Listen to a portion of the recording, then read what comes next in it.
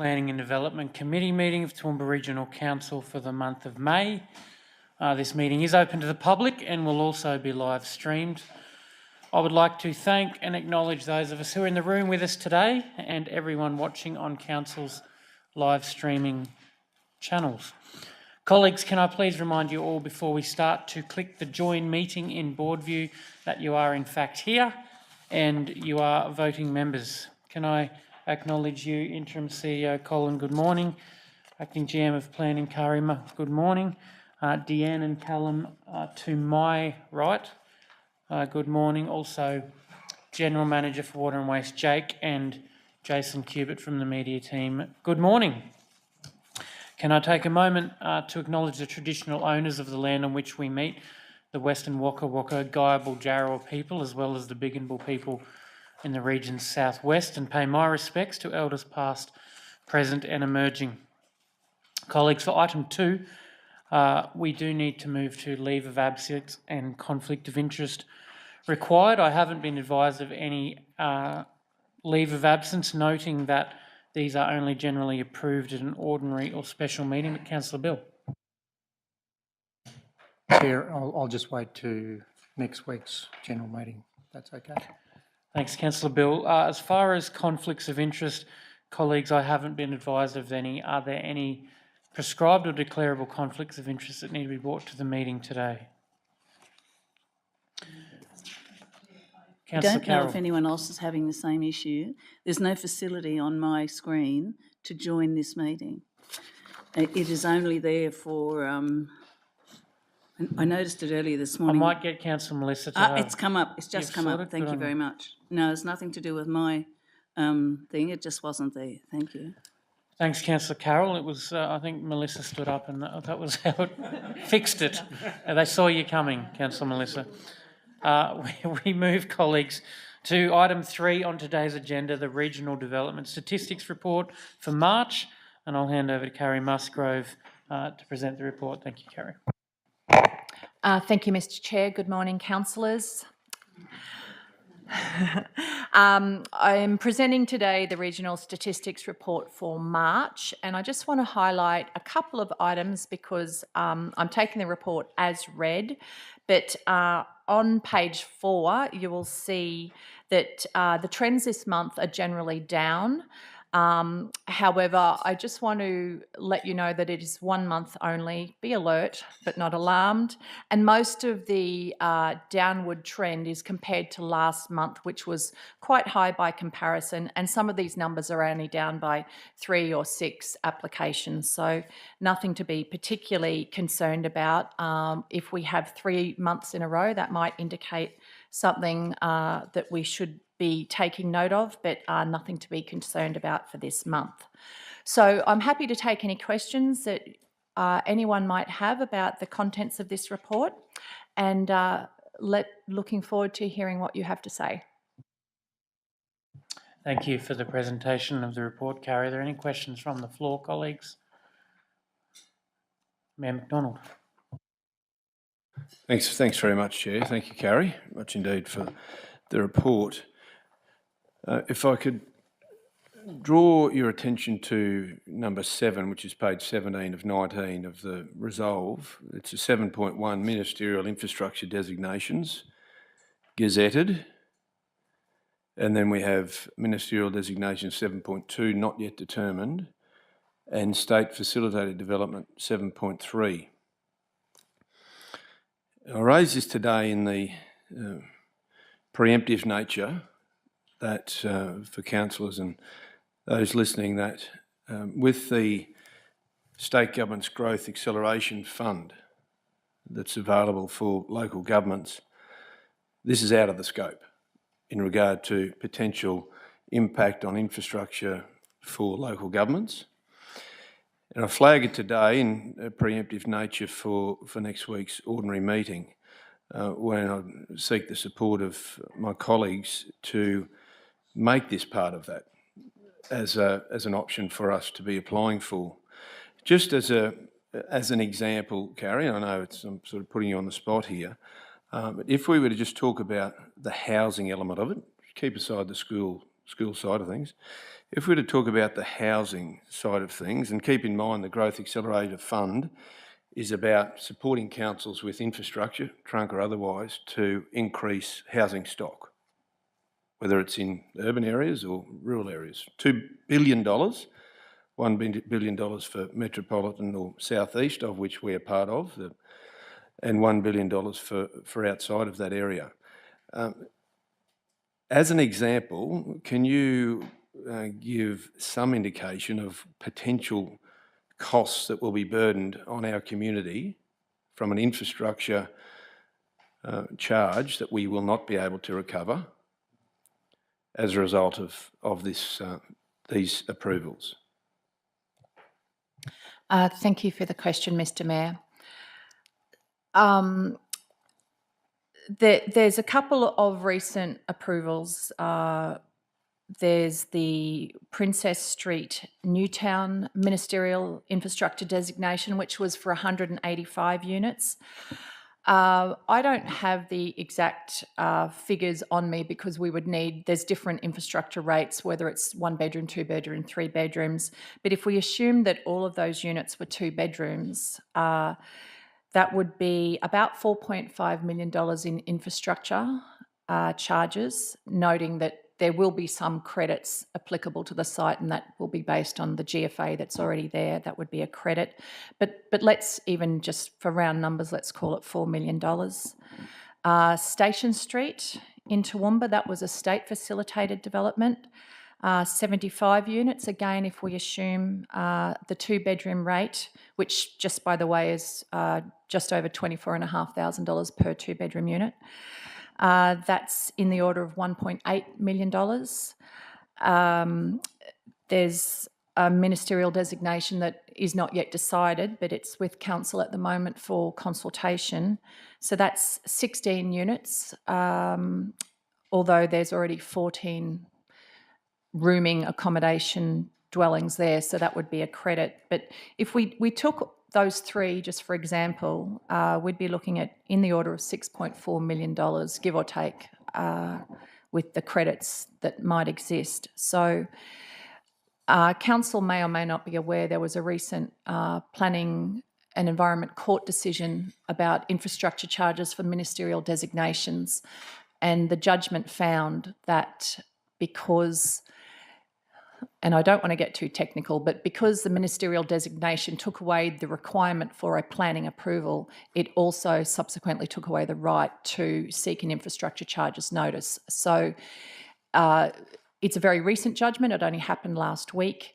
We are yet to see whether there will be an appeal about that decision, but potentially it does leave council in a position where previously we would have been able to seek infrastructure charges for these sorts of residential uses, even though there was a ministerial or a state-approved development in place. But potentially that is what we're looking at now, that for these three examples, in the order of $6.6 million that can't be achieved. Thanks, Mayor. Follow up. Thanks, Chair. Thank you, Carrie, very much for that information. And I guess council have flagged this for next week. It's unusual for me to bring this forward so early. However, there is a high probability that there'll be a mayoral minute in regard to this to ensure that we use this, keeping in mind the rather rigid criteria that's been asked of by the state government for the Growth Accelerator Fund. Obviously, it's welcomed. However, to have shovel-ready projects, fully costed, understood, sitting on the shelf ready to go, would cost this organisation an enormous amount of time and money to get to that point with an unknown of whether you would get funded. These projects are known. They can be costed quickly.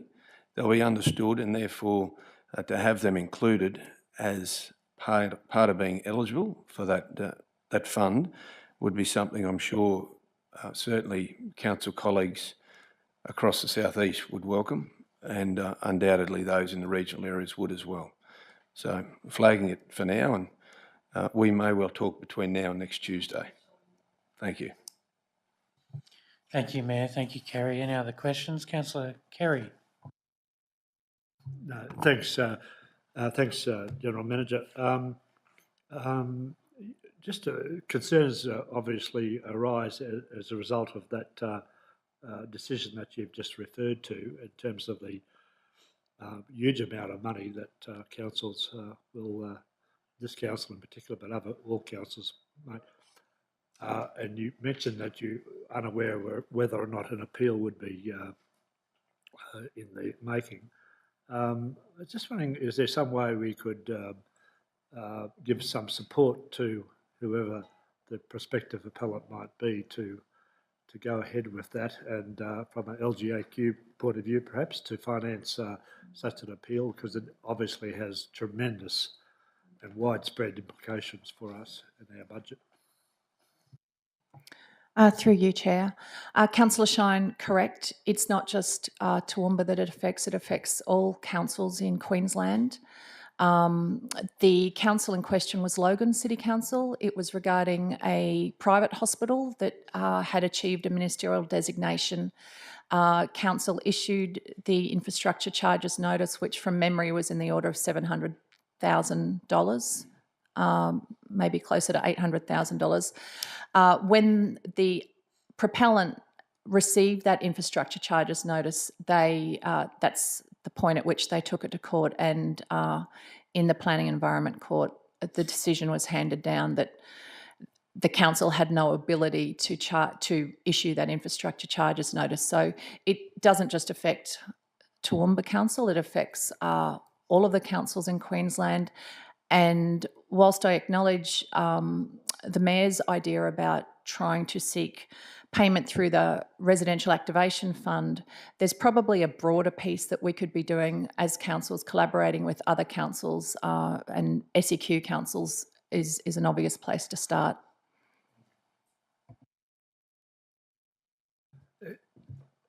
If that appeal sort of fails from our point of view, lobbying the government to change the legislation would be a wise step, although there would be reluctance on government to do so because they'll put the bill instead of us. But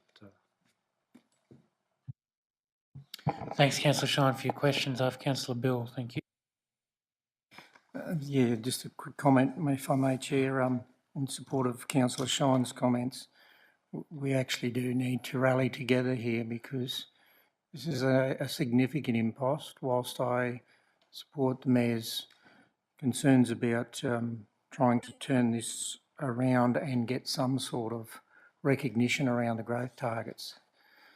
However, this is state responsibility for this type of infrastructure that is being thrust upon small rate base pools to pay for state infrastructure charges. Commonly it is subsidised across the Queensland taxpayers, doesn't matter where it is. And it's a dare I say, cost shift. By stealth, under the umbrella of, look at what, we're achieving our housing targets. Sorry if I'm a bit blunt, but that's really what it is. That's why we need to stick together and actually try to, as Councillor Shine said, if we're doing good up front, we need to go and lobby through the LGAQ, I believe, and other bodies to have legislation changed. Because that's unfair on a small rate base compared to a state tax base. Thanks, Councillor Bill. Are there any other questions for Carrie on item 3? With that, I will... the motion is that the report of the Acting General Manager, Planning and Development Group and the Regional Development Statistics for March 2025 be noted by Council. Do I have a mover? Councillor Carol Taylor, seconded Councillor Edwina Farquhar. No reason to go into debate. I'll put the motion. All those in favour? Motion is passed without dissent. Colleagues, we'll move to item 4, which means we must close the meeting to the public. I'll give the reasons, noting that we're talking about the Planning and Environment Court appeals. This report relates to current appeals to the Planning and Environment Court and current compensation claims, and therefore it is recommended the meeting be closed to the public in accordance with section 254J3E, legal advice obtained by the local government or legal proceedings involving the local government, including, for example, legal proceedings that may be taken by or against the local government under the regulation of 2012. So for moving into confidential, do I have a mover for that motion? Councillor Trevor, seconded by Councillor Jeff. All those in favour? Motion is passed. Thanks. Those in the gallery, I will now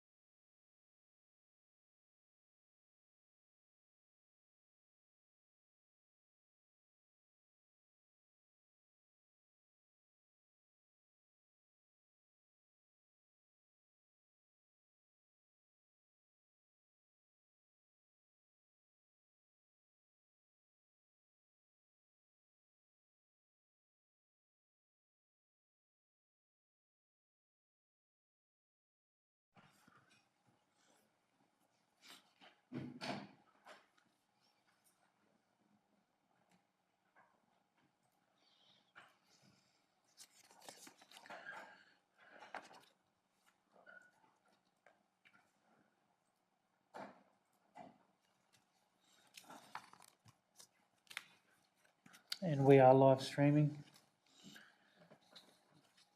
Welcome back to those in the chamber. Colleagues, I do have a motion before you that the confidential report of the Planning Environment Court Appeals and Compensations for February, March and April 2025 be noted by Council. May I have a mover, please? Councillor Kerry Shine, seconded by Councillor Gary Gardner. As it was in confidential, I won't open for debate, but rather propose the motion. All those in favour? Motion is passed without dissent. Colleagues, thank you for your attendance today. I will conclude the meeting of the Planning and Development portfolio at 9:26 a.m. Thank you all for your attendance. We'll move to Water and Waste. Thank you.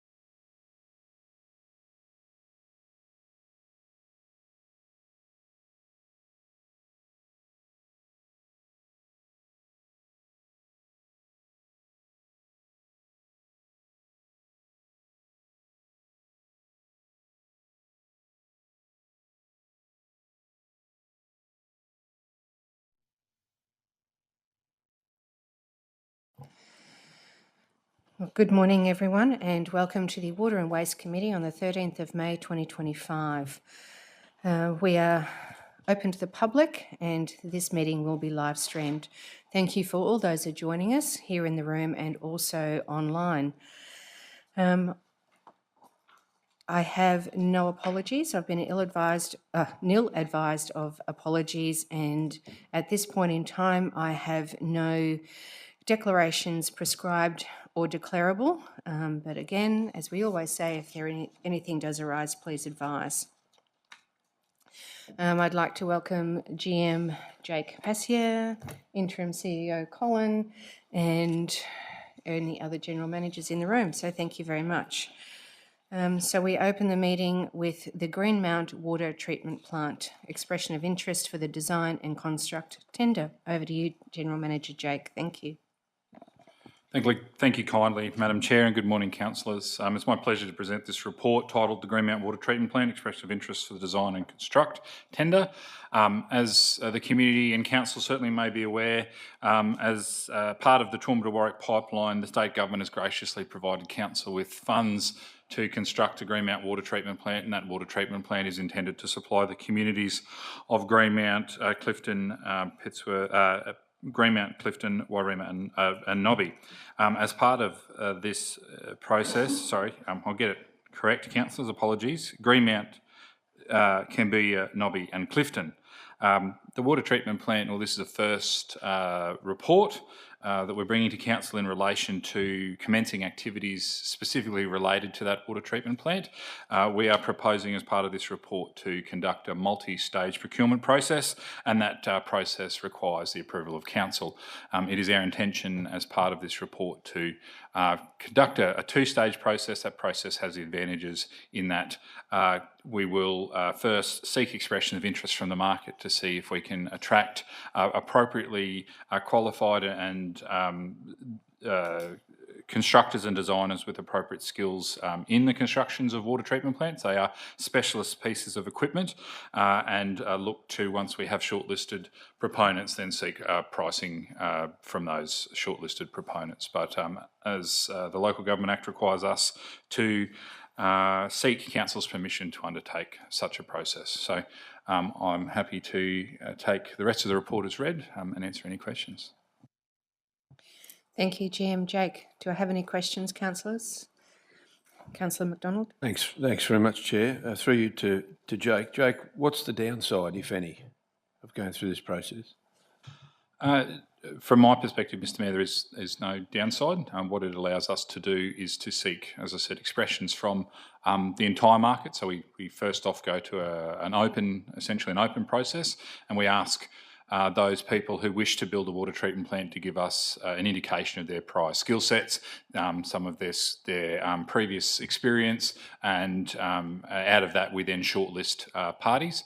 It is intended to ensure that the pricing component of a tender, which is often the most expensive component of a tender, is given to those parties that have the skill sets and experience to do it, and also those who are potentially wishing to engage in council that may not necessarily have those skill sets, saves them from the costly exercise of undertaking a full pricing tender to then submit to council to find out that they may or may not be successful. So I see it as a benefit from both sides, especially when we have quite complex componentry, such as a water treatment plant to build, that although there might be some people that are interested, provision of tenders or the activities of tendering for projects is not an inexpensive exercise. So it looks to try and provide the benefits to council of ensuring competitive pricing with people who have a good understanding of the type of work, but also save those who potentially may not necessarily have the skill sets or the experience, the costly exercise of undertaking a tender process for council.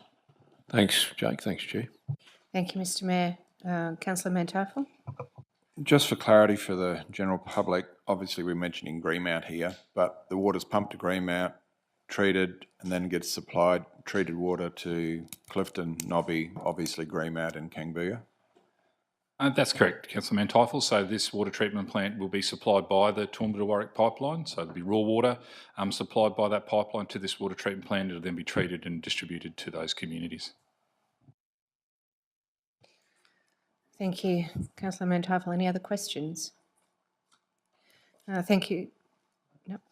Thank you, councillors. In the absence of any further questions, I'll put the motion that council resolve under section 228 Number 3 of Local Government Regulation 2012 that it is in the public interest to invite expressions of interest from constructors for the design and construction of the Greenmount water treatment plant. May I have a mover? Councillor Carl, seconder Councillor Shine. All those in favour? Moved unanimously. Thank you very much. And that concludes the Water and Waste Committee meeting for the 13th of May. I will remind you to please leave that meeting, log out, and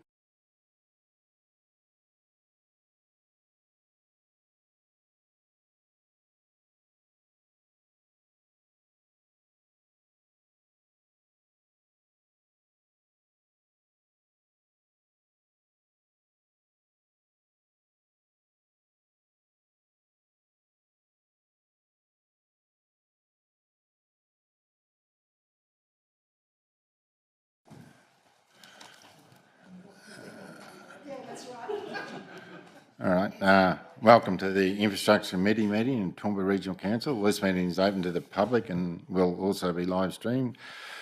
We'd like to thank those of you who are in the room with us today, acknowledge everyone watching the Council's social media channels. Apologies nil advised. Please note that no items have been submitted for consideration by the Infrastructure Committee at its meeting. So now conclude the meeting. Is that it? That's it.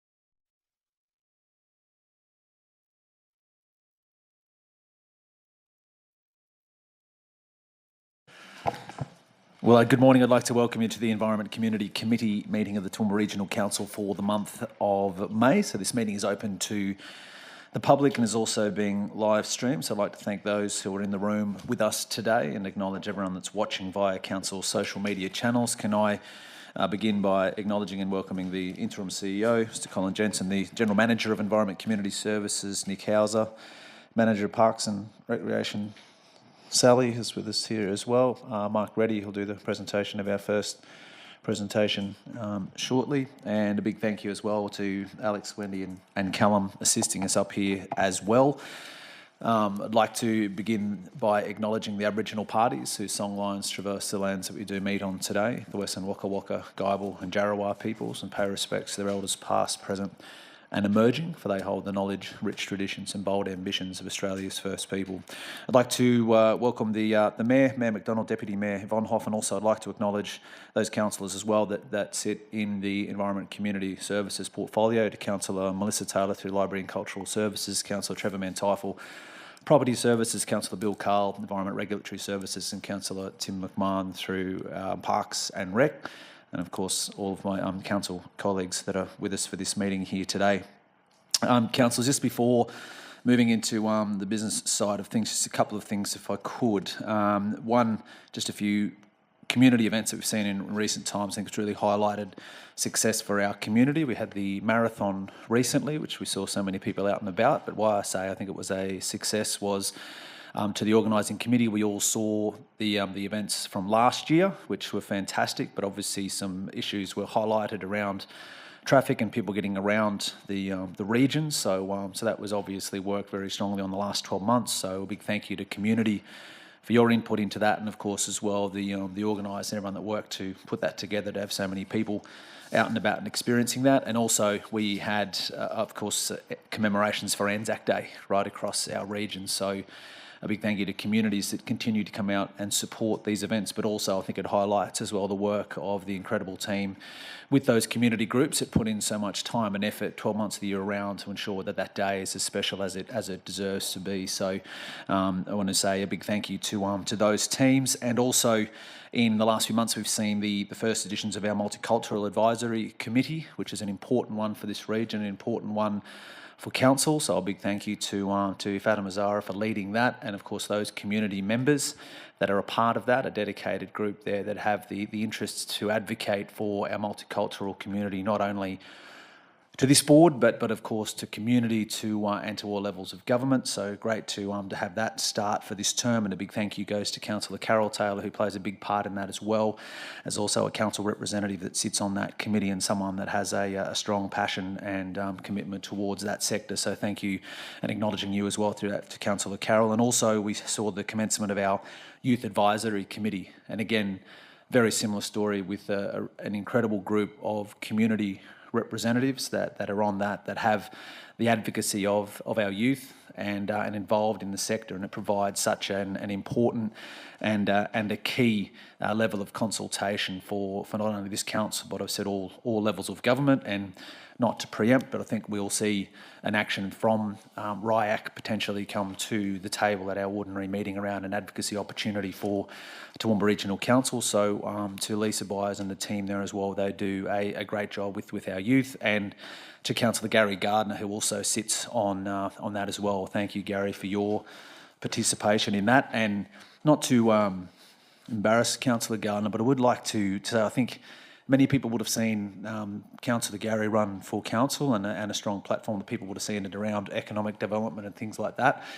The things that you won't see in the paper or you won't see is the things that I saw and witnessed through being involved in our Youth Advisory Committee, someone that has a deep passion for assisting youth, and someone that has a deep heart and want to see opportunities for youth. And some of his gestures and opportunities to assist our youth in this region through his involvement through the Youth Advisory Committee is something that we're going to see some incredible benefits for. So as I said, they're the things that you won't read or see about, but they're the sorts of things that we've seen. So Gary, thank you to you, and I did want to, not to embarrass you, it's not your way for this, but I would like to have that on the record and acknowledge your, as I said, incredible contribution towards that. So thank you. So with that, councillors, we will move to item 2 on the agenda is is attendance, including apologies, leaves of absence and declarations of conflicts of interests.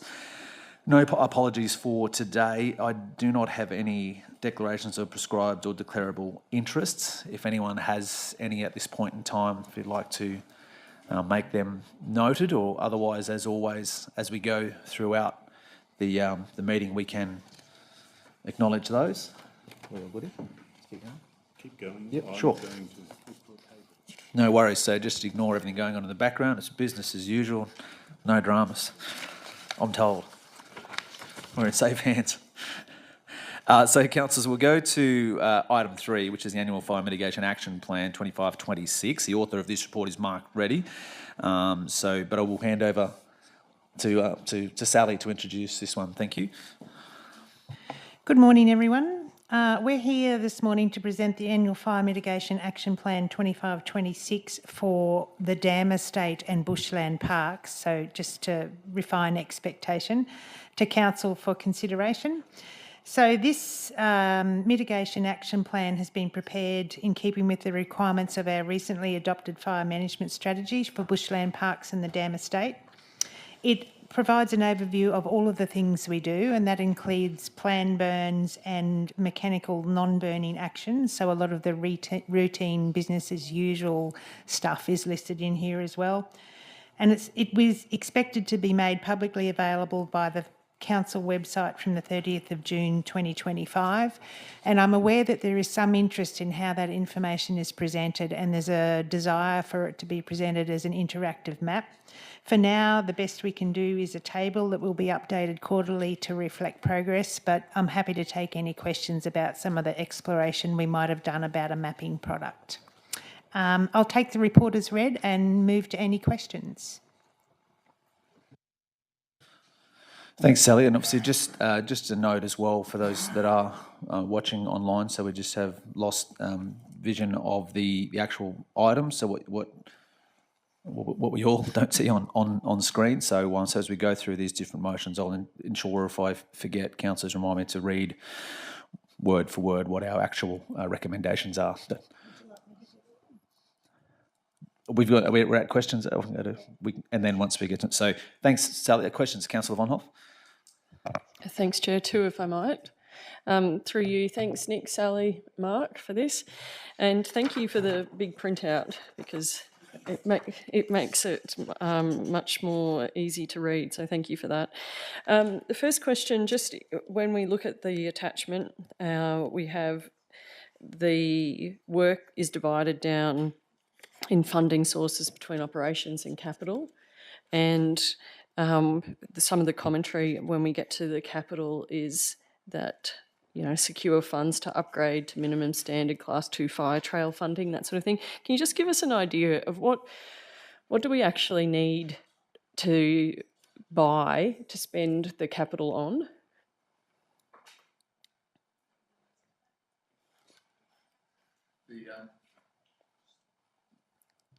Thank you, Councillor. The capital funding there is not so much in buying an item, it's in undertaking works to actually upgrade and install fire management trails in areas where they aren't, or in areas where they're not up to the standard that we want them to be. Okay. Thanks for that. I ask because a couple of years ago we were having discussions about mulches and things that we were contracting from other local government areas, and I wondered if that was still on the cards. Do we need to renew that push, but is that not the case? We've not yet identified a need for such equipment, but it is something we will look at as to whether we have a need or not. Okay, thank you. And then the other question, if I might, Chair, is exactly, and Sally, you alluded to it, but the report talks about initially. So this plan's going to go public at the end of next month, and initially that's by way of this table, updated quarterly to reflect the progress, while investigation into options for provision of an interactive online map are progressed.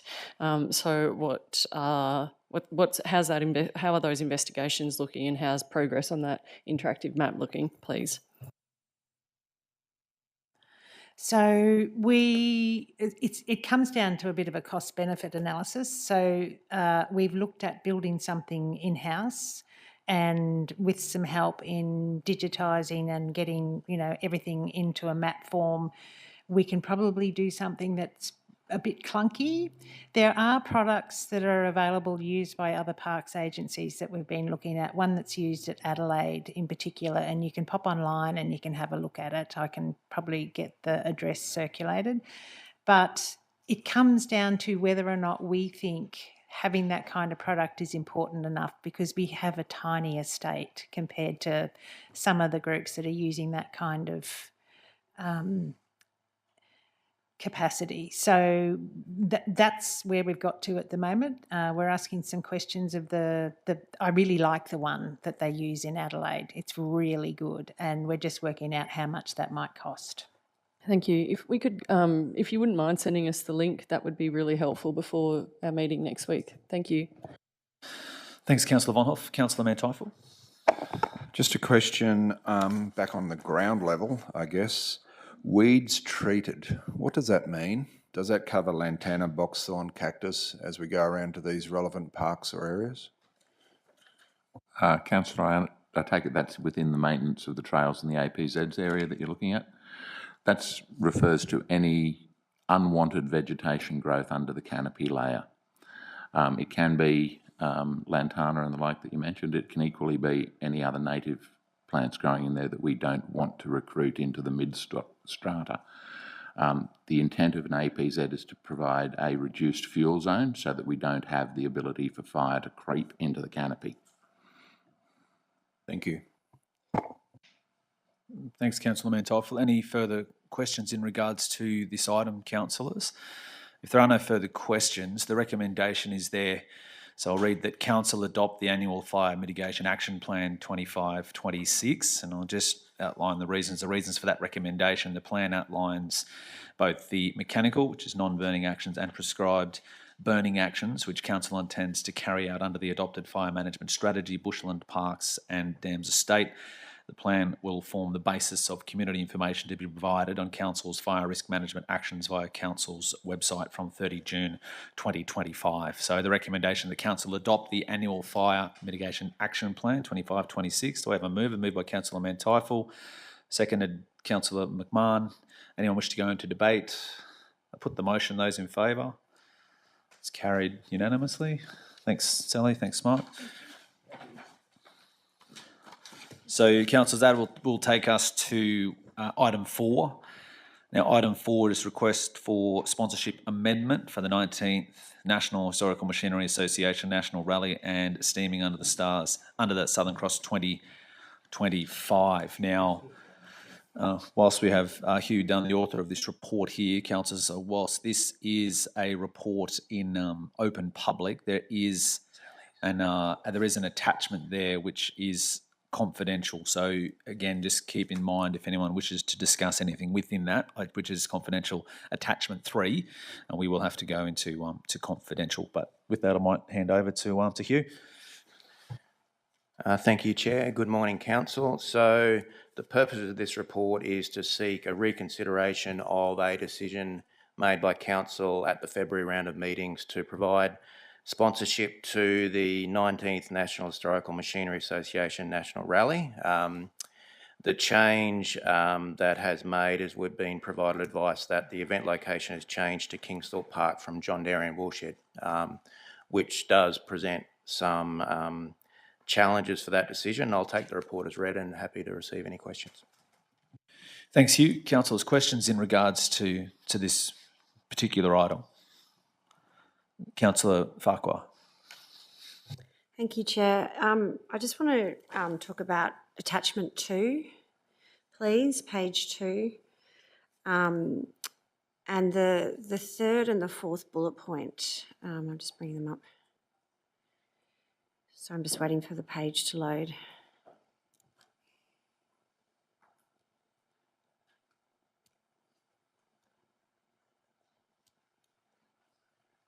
It's not loading. Oh, here we go. Sorry. Yeah, I just wanted to speak just get an understanding of these 2 points. So the first one, the working relationship between the Sussy executive and John Derry and Woolshed management had deteriorated over the last 9 months and reached a point where continuing with trying to deliver the rally at the John Derry and Woolshed had become unworkable. And the second point, council WH&S requirements potentially place the overall quality and suite of activities planned under some uncertainty. Sussy needed to take full control of all services and accountability for event deliverables to ensure that the quality of the overall event could be more tightly controlled. So I guess there's 2 points there. If you could just give me an understanding of how our relationship and I guess what we're doing to try and improve it. And secondly, how our WH&S requirements have become such a big issue for them and causing difficulty for them to put on the event, please. Through you, Chair. Thank you, Councillor Edwina. So we took the decision when we put this report together to be fully transparent and provide the submission made by Susie in its full, and we've previously briefed council on some of these decisions. But it is fair to say that the relationship between the Susie executive and the Woolshed management did become strained. We spent a considerable amount of time and effort after being advised of this to work on that relationship. It was evident to us that the decision that was made to move to Kingsthorpe Park, which is the home of Farm Fest, was already made at that point. And at that point, we've worked with the executive to facilitate that move as well as possible. We are still hosting campers at the caravan park as per the event, and we're offering any assistance required, including resolving the sponsorship arrangement.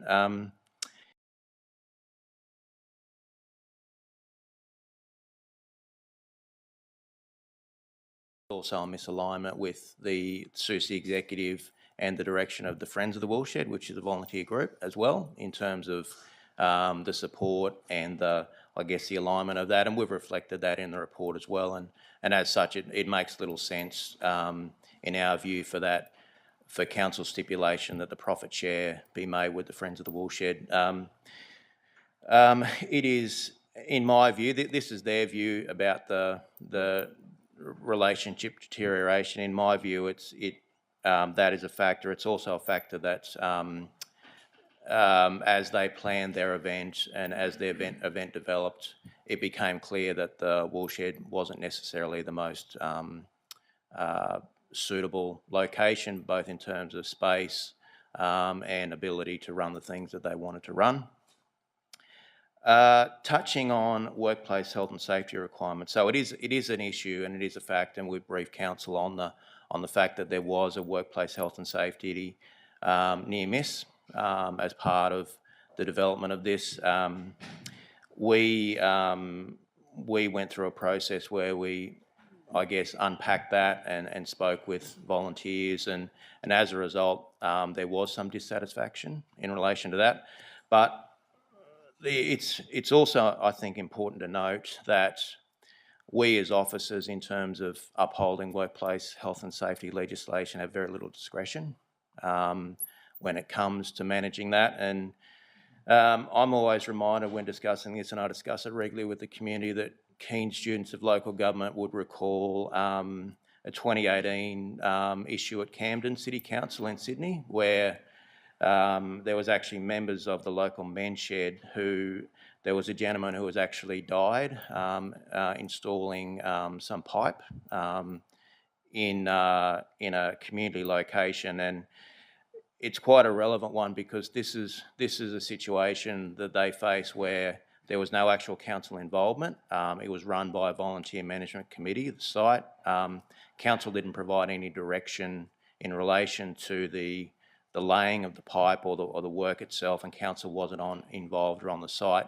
But in the end, all of that doesn't matter, and council eventually, as a result of that, pleaded guilty to an offence under the Workplace Health and Safety Act, and ultimately they were fined $1 million, which was reduced to $750,000 on the basis of a guilty plea. And it's a reminder to us, particularly as officers, because we've got specific obligations and specific penalties for executive and officers under the Act, that we've really got no discretion when it comes to managing this. And sometimes the expectations of community and the work that they do and how they do it does misalign with council's obligations to implement a safe work system. And we do our best to manage that, and we do our best to manage that sensitively, but ultimately sometimes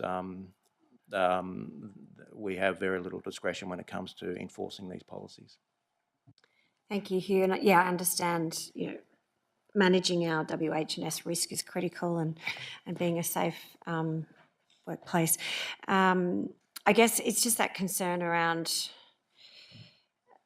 the deterioration of the relationship there, and that it became unworkable. So understanding that they've moved to a new site, that it will be larger. It's a shame that it's not at the Woolshed, because it's, such a fabulous location there.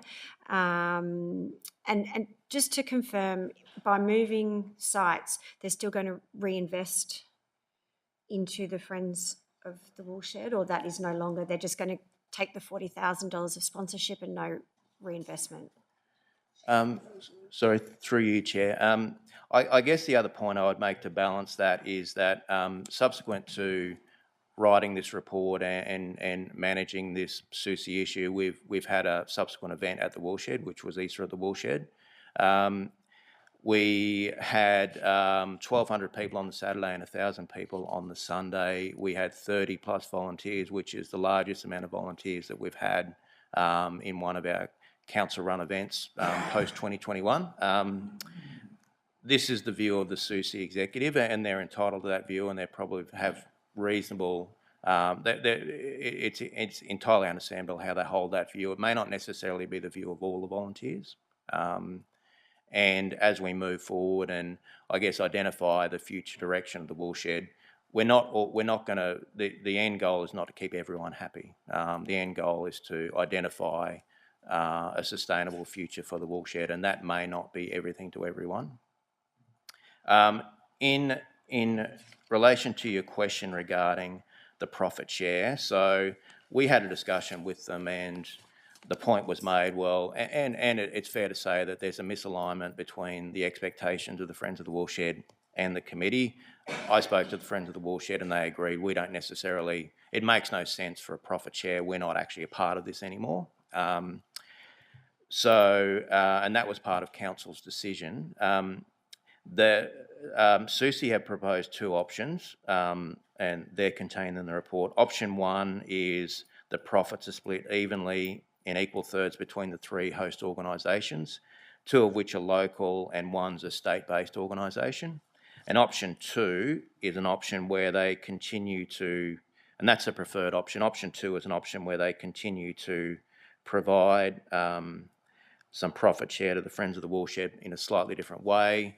And in consideration, we as officers have provided a third option, which is not necessarily part of the policy or not necessarily discussed either with Susie or any other group, but an option where we could consider the funding or the sponsorship as seed funding. And effectively, if profits are made, and the financial forecast shows that they would be or could be potentially, that money be set aside and returned back to council.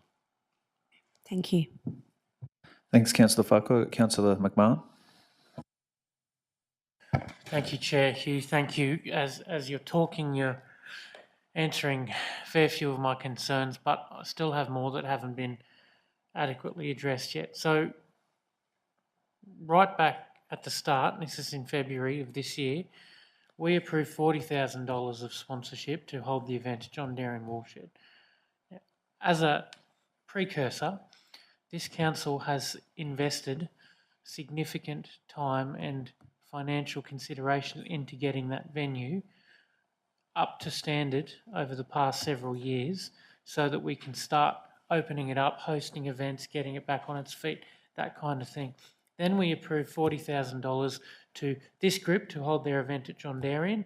And the original decision, thank you for attaching it, says that, well, the money will be turned dollar for dollar to the Friends of, and that the $40,000, part of that I would assume goes to the in-kind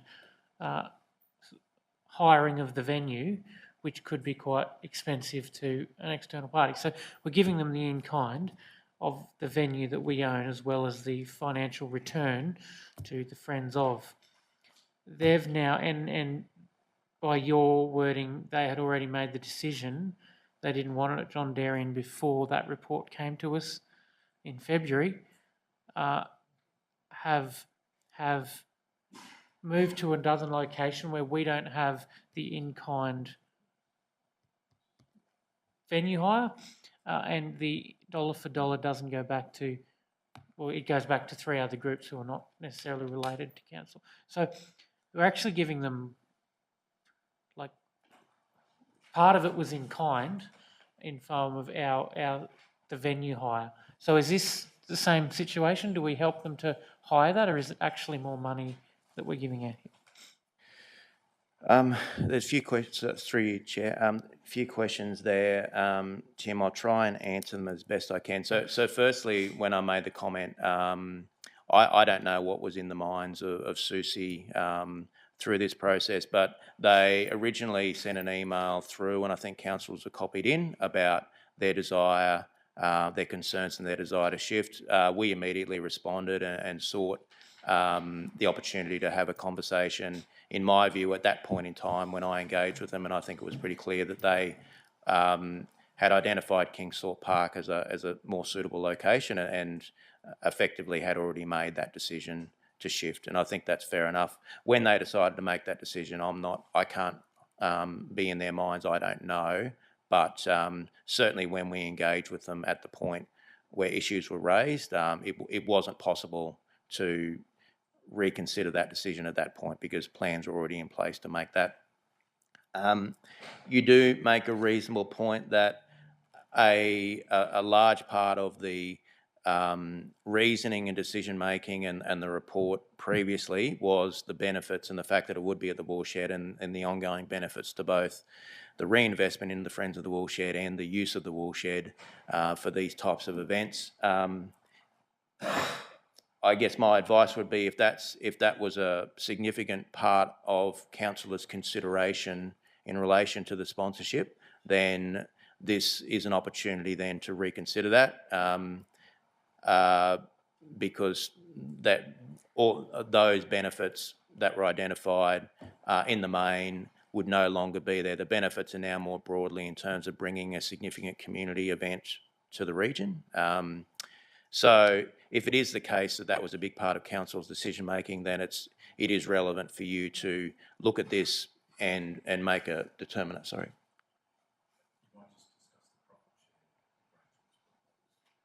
Oh yes, sorry.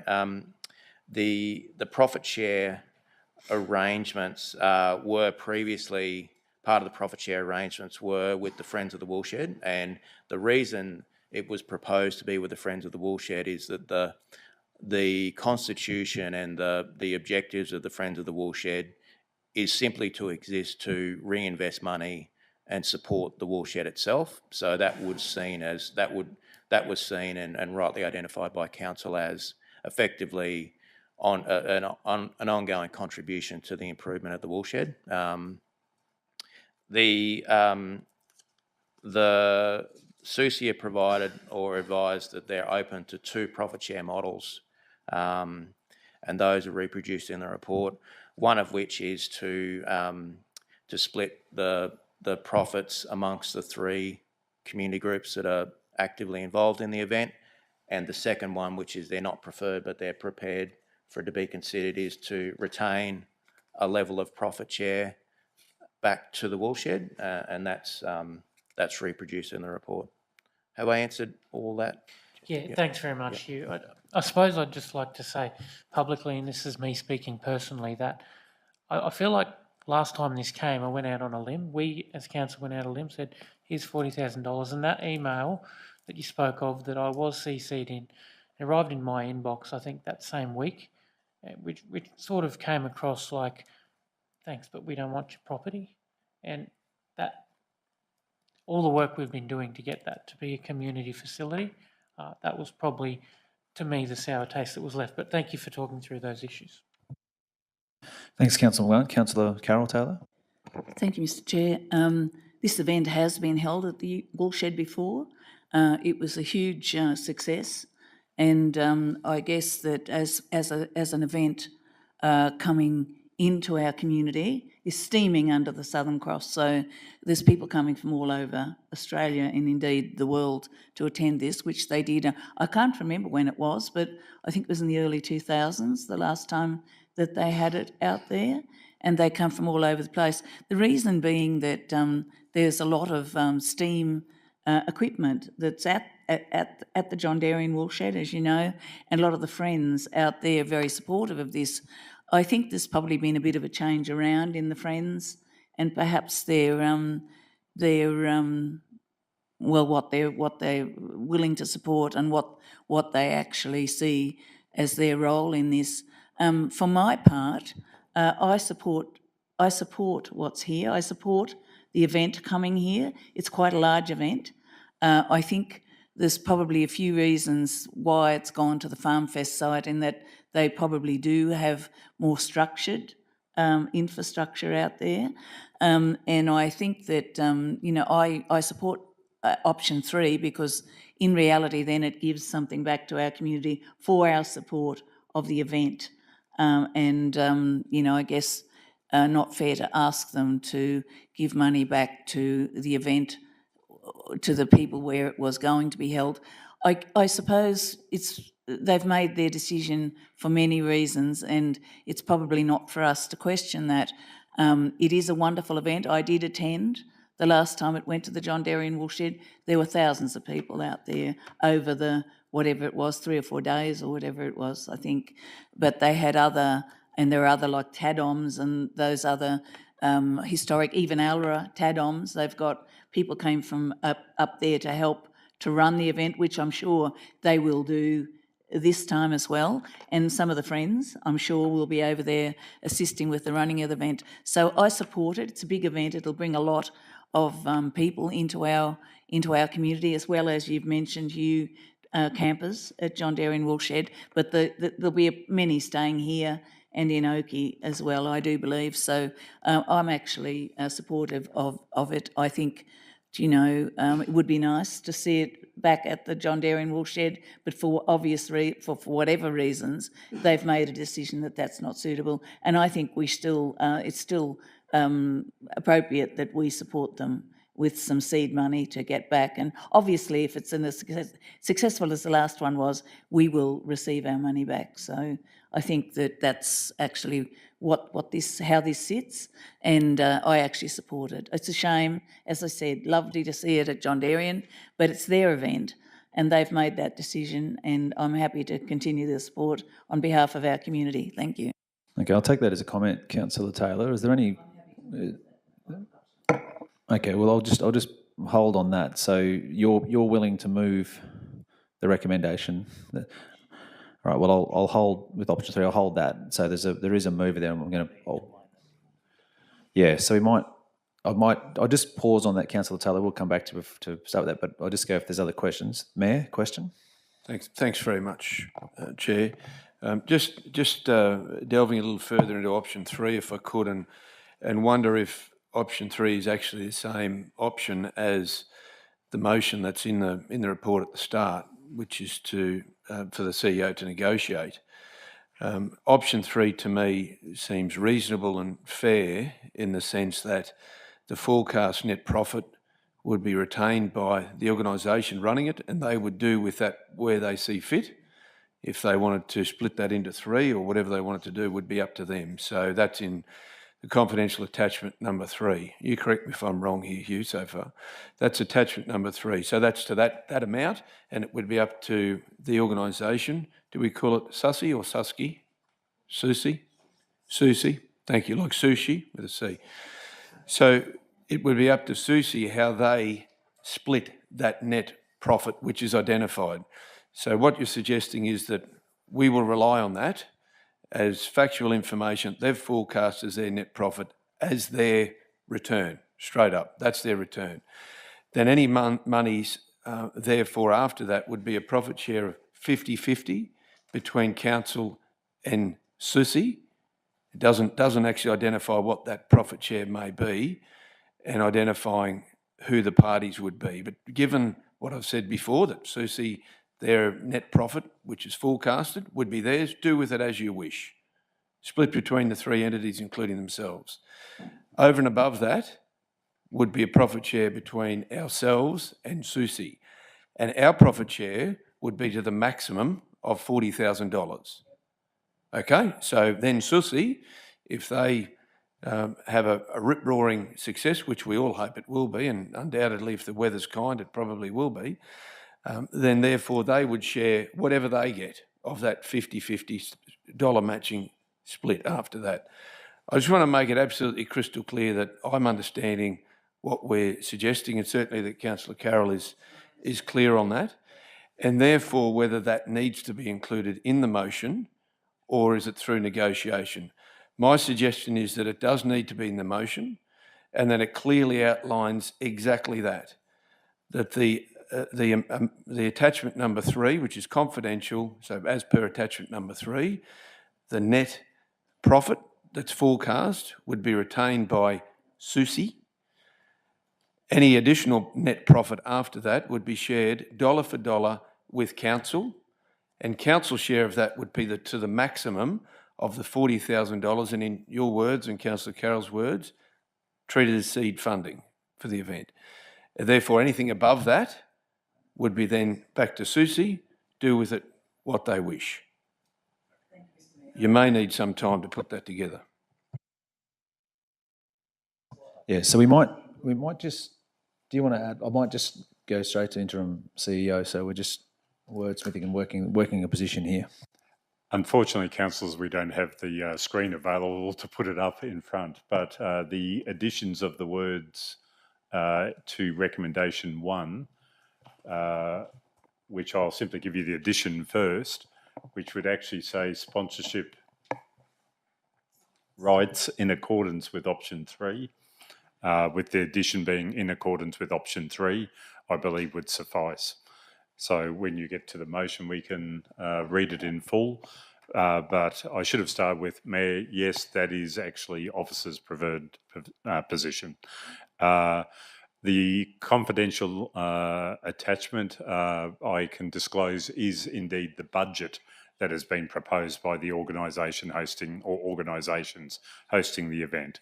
So, Mayor, as you propose, it would give them their budgeted surplus profit, but any super profit above their budget would be shared, as you said. So, Chair, I would propose we simply added in accordance with option 3. Just hold on that thought. I might just go to GM. Nick, did you want to weigh in on this, please? Thank you, Chair. I just did want to reaffirm a comment that Manager Hugh made earlier, and I think the summaries provided by Mayor and Interim CEO have made it really clear what the arrangement would be. Hugh, in his introduction, said to your councillors that we hadn't discussed this option with SUSI, so this has not been socialised and discussed with them as an option. I just wanted you to be aware of that.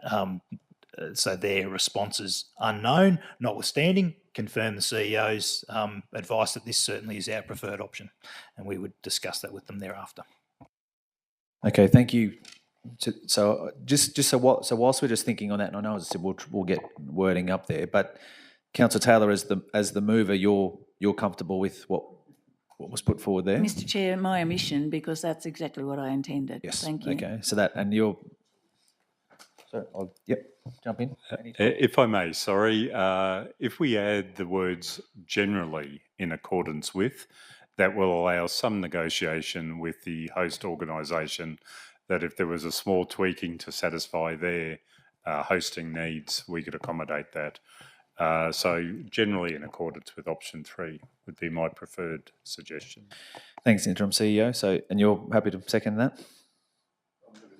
Sure. Okay. So there's a mover and a second for that, councillors. But as I said, we're still in this stage. Again, we do apologise, with technology, but we will get that up. But we know generally what we're doing. We're adding the word generally with that option that has been put forward. Now, a few other questions before I get to the finality of this. Councillor Manteifel. Just a question regarding our budget. We've got a $100,000 allocation for sponsorships. There was one sponsorship that didn't go ahead, which was Meat Stock, and we gave them a certain amount of money. Well, did that money get paid to them, or did we get that back because the event didn't go ahead? Can somebody clarify that? So it'll give us a bit better understanding of how much money we've got in that overall budget. I would have to take that on notice. I'm not aware of the arrangement that ended up with Meat Stock. Yeah, from memory, I thought we were going to pay it after their event, after they showed us some facts and figures or something. That's my recollection. I don't know whether that's a true understanding. We can provide that fairly promptly, Councillor Manteifel, but I couldn't speak to that right now. Thanks, Councillor Manteifel. Any further questions in regards to this? Councillor Shine? Just for direction, Chair, just got a question in relation to the attachment dealing with finances. Is that for confidential discussion? Yeah, okay. Is that the attachment 3? So you wish to discuss something in attachment 3? We will. If you have a question on that, we will need to go into confidential. So, are you moving that we go into?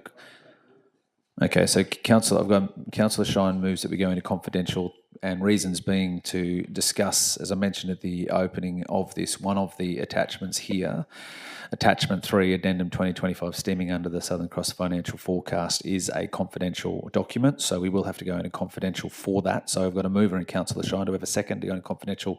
Councillor Von Hoff, all those in favour?